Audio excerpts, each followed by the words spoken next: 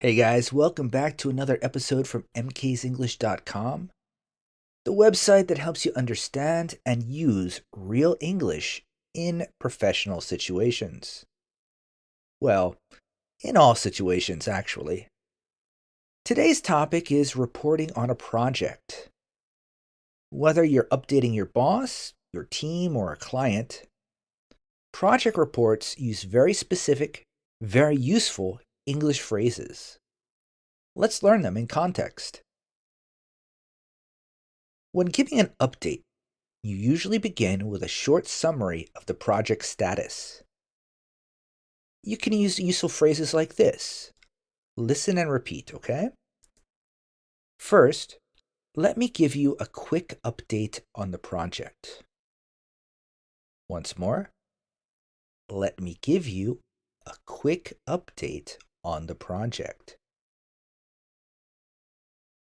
Next, here's where we stand right now.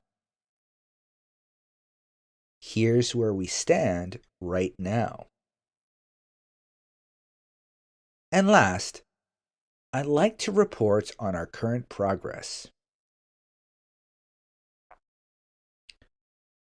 I'd like to report on our current progress.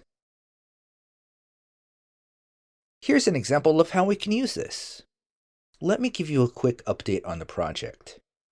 Overall, we're moving according to schedule. Okay, so when we're talking about project, you describe what has been completed. Once again, listen and repeat. So far, we've finished. So far, we've finished. We completed the first stage last week. We completed the first stage last week. And lastly, we're currently working on. We're currently working on. Here's another example. So far, we finished the initial research and we're currently working on user testing. Delays and problems sometimes happen. In business communication, honesty matters, but so does diplomacy. If something went wrong, we use softening language. Once again, listen and repeat. We're experiencing a slight delay due to. We're experiencing a slight delay due to. We've run into an issue with. We've run into an issue with. One challenge we're facing is. One challenge we're facing is. An example of this would be, we're experiencing a slight delay due to a supplier problem, but we expect to be back on schedule soon. Obviously, when you have problems, the next thing you have to do is give solutions or next steps. A good project report doesn't just describe problems. It also explains how to fix them. Once again, listen and repeat. To address this, we're going to. To address this, we're going to. Our next step will be to. Our next step will be to. We're planning to. We're planning to.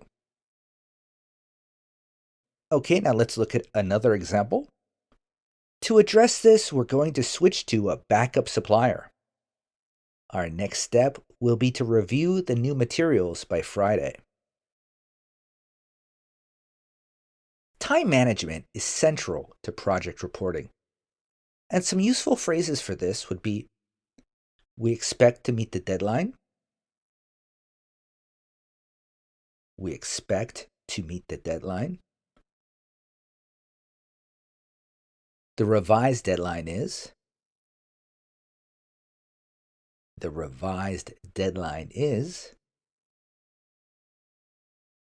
We're aiming to finish by. We're aiming to finish by. An example?